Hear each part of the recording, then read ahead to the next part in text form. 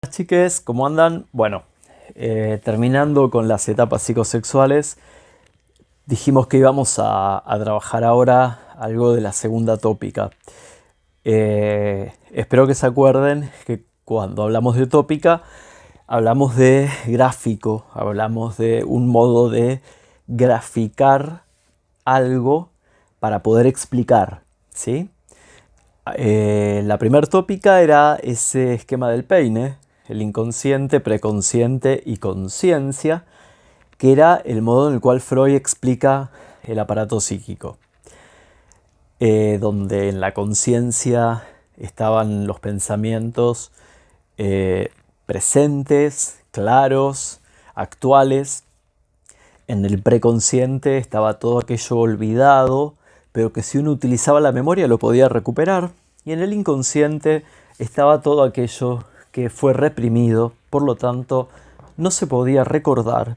Y solamente con la asociación libre de ideas, con esa técnica que él utilizaba, podía acceder a esas ideas que en general eran de carácter sexual y se encontraban reprimidas y que regresaban a la conciencia bajo la forma de síntomas, chistes, lapsus, actos fallidos, sueños. En 1923, Freud va a plantear una segunda tópica, es decir, una segunda manera de pensar al aparato psíquico, a la mente humana. Y no es una segunda tópica que anule a la anterior. Todo lo contrario, la anterior se va a incluir en esta nueva. Y esta nueva tópica la vamos a llamar, en el año 1923, por supuesto, ello, yo y super yo. Y consiste en esto.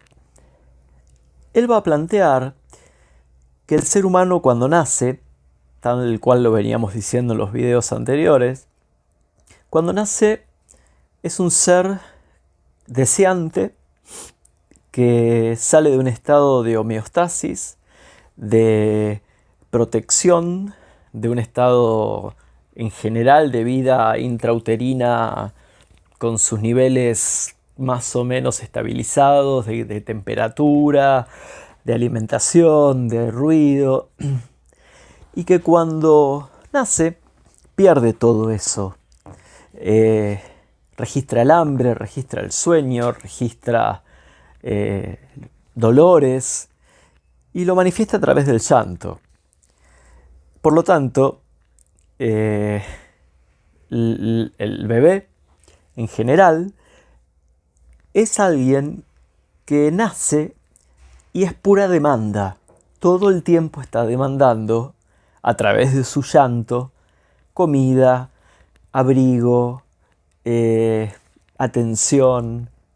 Es su manera de pedir volver a ese estado del cual salió y que ahora ya no está. Ese momento, Freud va a decir que esa personita está en un momento llamado ello. Su aparato psíquico es pura búsqueda de placer. El ello es esa parte del aparato psíquico caracterizada por la búsqueda constante de placer. Claro, a medida que el bebé crece y empieza a registrar que hay horarios para comer, que hay horarios para todo, y empieza a madurar y a conocer el mundo que lo rodea, se da cuenta que no siempre puede hacerse lo que él quiere. Y es ahí donde comienza, a fuerza de represión de el placer, a constituirse otra parte en el aparato psíquico que es el yo. El yo es esa parte que tiene que ver con la identidad, que tiene que ver con quién es uno y que tiene que ver con la realidad. Esto cuando alguien dice yo quiero, yo deseo, yo pienso, tiene que ver con quién es uno, quién... Y eso se constituye cuando un niño empieza con su biología ya en un estado de desarrollo, puede caminar y puede también su cerebro comienza a funcionar de otra manera, puede registrar que no es él solo en el mundo, sino que él está con otras personas y que por lo tanto no puede reclamar siempre ser el centro. Y ese registro que tiene de que hay otras personas y él es distinto, es el momento en que se conforma el yo. El yo es esa parte que, vuelvo a repetir, tiene que ver con la identidad, tiene que ver con el quién es uno. A raíz de los 5 años, 6 años, aparece otra instancia muy interesante que se llama super yo. En general, a un bebé o cualquier chico, uno lo ve hacer travesuras, qué sé yo, escribir la pared o romper algo, y alguien desde afuera lo reta, ¿sí? Y le dice, eso no, eso está mal. De nacimiento nadie trae sabido que hay cosas buenas y que hay cosas malas. Se le enseña la cultura. En determinado momento, no es necesario decirle a una persona que algo que está haciendo o que piensa hacer está mal. Sola se da cuenta, porque lo aprendió, porque se lo dijeron y porque ya tiene adentro de ella, internalizó una conciencia moral de que cuando haga algo prohibido o malo, va a sentir culpa. Eso es el super yo. El super yo es la parte de nuestra personalidad que todo el tiempo evalúa lo que hacemos. Si tenemos un super yo muy severo, y probablemente nos haga sentir muy mal, porque todo lo que hagamos va a ser poco comparado con lo que quisiéramos hacer. Si tenemos un super yo muy débil, y no nos vamos a exigir mucho. El tema es poder encontrar un equilibrio. El super yo es la internalización de las normas culturales, la internalización de las normas sociales, lo que uno va aprendiendo, que está bien, que está mal, y sentimientos como la vergüenza, el asco, la empatía, la compasión, la angustia, la culpa y muchísimos sentimientos más. Son sentimientos que tienen que ver con el super yo. Esos sentimientos suelen aparecer ante ciertas situaciones cuando en general nos han enseñado que eso no se debía hacer. Por ejemplo, si uno a un peque le enseña a que no escriba las paredes, a él le encanta hacerlo. Y de hecho considera que está haciendo una obra de arte. Pero cuando uno le dice no, porque estás manchando, te podés hacerlo en una hoja, en el piso, probablemente lo vuelva a hacer. Pero cuando lo haga y escuche que viene alguien, esconde el marcador y señala al perro que fue él. O esconde el marcador y dice yo no fui, al mejor estilo de Bart Simpson. ¿Por qué? Porque ya captó la onda de que hay cosas que no es necesario que se las digan. Ya las entendió. Y esto es lo cultural, porque lo que está bien en nuestra cultura puede que esté mal en otra cultura. Eh, por ejemplo, el castigo físico en la época de Freud era algo que estaba indicado en la educación. Y no solo que estaba indicado en la educación.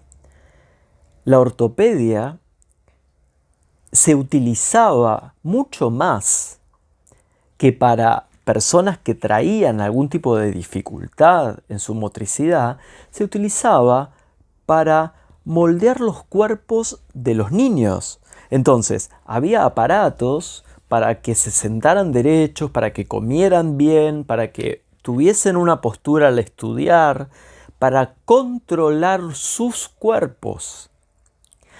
En ese sentido, el castigo físico era algo que estaba aceptado. Hoy sabemos que el castigo físico no está aceptado y sabemos que es violencia.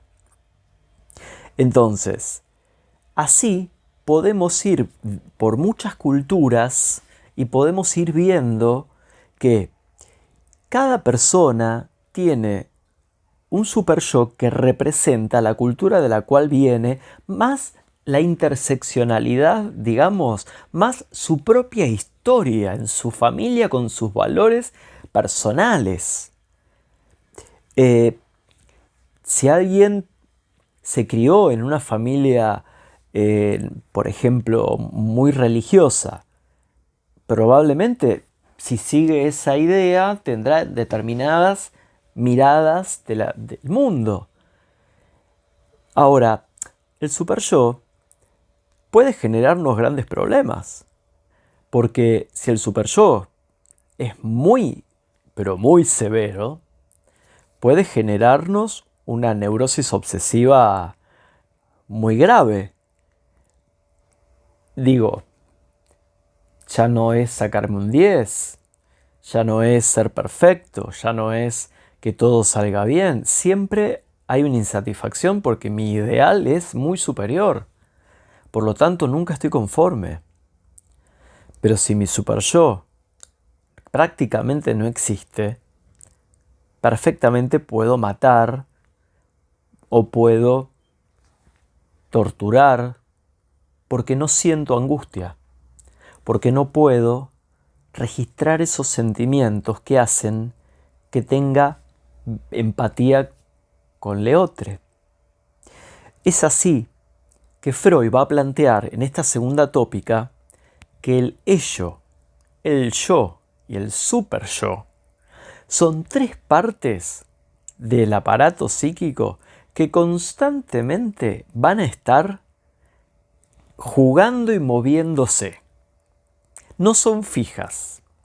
Si ustedes van a una fiesta, en este contexto no, pero si van a una fiesta, probablemente predomine más el ello, que busca placer.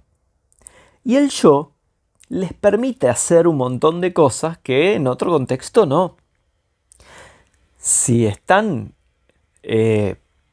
no sé, en una clase, ¿sí? Por Zoom o por Meet, y tienen que estar presenciándola y está el profe, predomina el super yo. Hay una cierta rigidez, hay una cierta obligación. Quien comanda cuándo dar lugar al placer y cuándo dar lugar a la obligación es el yo. El yo debe decidir ahora placer, ahora obligación, en función de la realidad. Por eso es tan importante que el yo sea fuerte. ¿Para qué? Para que no se deje llevar ni por el super yo ni por el ello. Esta es la manera que tiene Freud de pensar la segunda tópica en 1923. Y bueno, espero que haya sido claro. Siempre piensen que esta tópica tiene que pensarse con el contexto, ¿sí? Son móviles en función del contexto donde están. Y recuerden que esa búsqueda de satisfacción, que llamamos sexualidad, que en algún video lo llamamos deseo, también lo llamamos pulsión, son impulsos que buscan un objeto para satisfacerse y que son claramente humanos. Los deseos son personales, porque tienen que ver con la historia de cada uno. Porque lo que desea una persona puede ser muy diferente a lo que desea otra. No es como en los animales, que hay un objeto que se desea instintivamente para todos porque se pone en juego la reproducción. El ser humano, cuando desea distintas cosas. Alguien quiere ser ingeniero, alguien quiere ser comerciante, alguien quiere ser profe, alguien quiere ser... Alguien tiene una elección sexual determinada, alguien tiene...